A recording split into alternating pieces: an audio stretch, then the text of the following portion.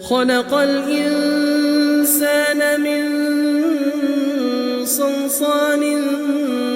كالفخار وخلق الجان من مارج من نار